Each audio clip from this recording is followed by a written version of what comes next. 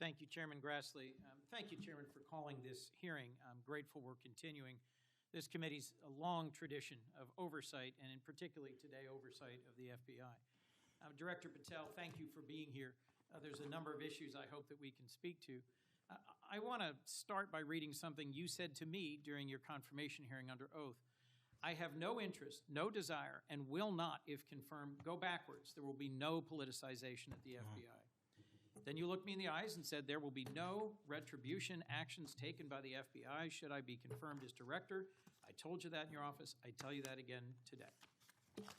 I'm concerned that that's not what's happened, that since you took over as director, you've cleaned house or forced out senior leaders across the Bureau, in particular targeting those that worked on investigations of President Trump. The former acting director has just sued you for firing him for political reasons. So did a leader in the D.C. field office. And the well-respected leader of the Salt Lake City office was pushed out last month, leaving that office shorthanded at a particularly difficult time. I'm worried that these actions compromise the Bureau's ability to keep Americans safe. Hundreds of agents have resigned. You are lowering application standards to fill vacancies. You've reassigned large numbers of agents to work on immigration and street crime, issues other law enforcement agencies can handle, perhaps more effectively with the FBI, but I'm concerned that this compromises the Bureau's ability to address national security risks, uniquely its capability. In fact, you've shut down the Office of Integrity and Compliance, which makes sure that agents act in a lawful and ethical way, and reassign staff away from domestic terrorism investigations exactly at a moment I think we are all concerned about it. I also have to ask, you came before the Appropriations Committee in May and told us you wanted a $500 million budget cut for the FBI, literally an effort to defund the police.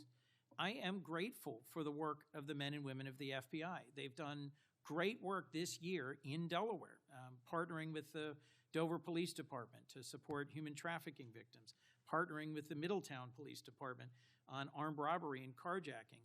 And it's urgent, I think, that we fix the direction and the prioritization within the FBI.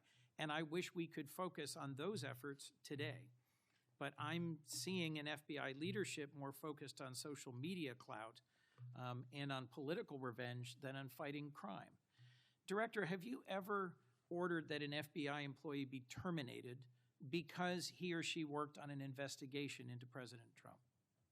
Senator, thank you. One quick correction for the record. There's 280 NV investigations. I gave the incorrect number to Senator Hawley. Thank you. Understood. As far as a lot of your statement, I disagree with it, and I'm happy to address it. But the only way, generally speaking, an individual is terminated at the FBI is if they have violated their oath of office, violated the law, or failed to uphold the standards that we need them to have at the FBI. So those who say that they've been fired because of working on investigations into President Trump are lying or misrepresenting? Well, those matters are alleged in litigation, which is ongoing, so I can't comment on those specifically. Could you comment on why you fired former acting FBI Director Driscoll? I can't because it's ongoing litigation. Could you say now definitively under oath that the rank and file agents who were assigned to work January 6 cases will not be terminated because that's what they were assigned to do? I've said it before and I've said it again. Your case assignment, as I was given case assignments when I was a young prosecutor, does not dictate your career or your termination. Thank you. Then let me go to the appropriations question. In May, you testified before the subcommittee on which I serve, defending the president's request that we slash the FBI's budget by about $500 million. The day before, you testified the opposite in front of the House. Where are we in terms of the budget request? Senator Graham earlier said if you're requesting more funding for more agents, let us know. We're nearing the end of the fiscal year. In front of the committee on which I serve here in the Senate, your request was for a reduction of hundreds of millions of dollars. Where are we? Where we are in the budget cycle is we at the FBI are in support of the president's budget, and we are in support of eliminating waste, fraud, and abuse. We've already identified tens of millions of dollars of duplicative contracts that the FBI was spending on software and private sector engagements. We've also identified duplicative workloads. So we are transitioning those folks out of doing the same thing twice over and into the field. And that's my focus right now. And the move of the FBI headquarters is also going to save the FBI $3.5 billion in the American taxpayers. So we're focused on eliminating waste, fraud, and abuse. And as I told Senator Graham, I'll go back and talk to my team, and if we need more, we'll let you know. Are you planning any additional reductions in force, Director? No. How many vacancies are you currently trying to fill within the agency? In terms of the 1811 ranks, there's a few hundred open vacancies that we have funded. And so we're filling all of those with our hybrid 1811 program and our new recruitment program, and I think a lesser amount of IAs and SOS. So if hundreds of agents have retired or taken the fork in the road offer, and you have vacancies, but you're requesting $500 million less, how does having fewer FBI agents help you tackle violent crime and address our national security issues? Just to put it in perspective, Senator, issues? Sorry, I didn't mean to cut you off. If we had this $500 million, we've done the math. It would take us 14 years to onboard every vacancy that's on the books currently at the FBI, because we can't hire these folks and train them overnight. It's a years-long process. So we are currently focused on recruiting the best and filling the positions to the best of our needs. And we, even if we had this extra money, wouldn't be able to hire them overnight. We're looking for where the need is greatest, where in the country we need to send them, and how we can change the training requirements, which is why I'm thrilled to have police officers. They might not have a college degree, but they got the street smarts and the cop smarts to become FBI agents, and that's what we want. Let me turn to Section 702. Yes, When you testified in front of the CJS subcommittee, we talked about this issue. You told me you were in favor of reauthorizing FISA Section 702 when it expires next year, right, so long as the reforms implemented last year, reforms like better training for agents and real consequences for inappropriate searches of Americans' communications, were maintained. You also said that you had some ideas about how to make Section 702 better going forward. Can you give me an update on the FBI's implementation of these reforms and the direction you think it should go? Absolutely. I think you're referring to the query process, and if you're not, let me know.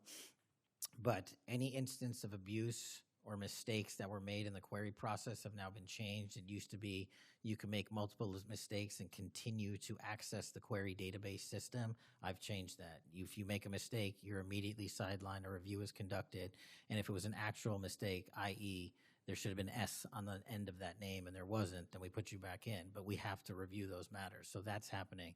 And if there was an intentional mistake, you have no more access to the 702 query system and its database. So we've also done an audit of the entire 702 system and the query databases, and now we are nearly 100% of the audit. And I think we found one or two, I'll have to get back to you, quote-unquote mistakes within that system, which are currently being reviewed.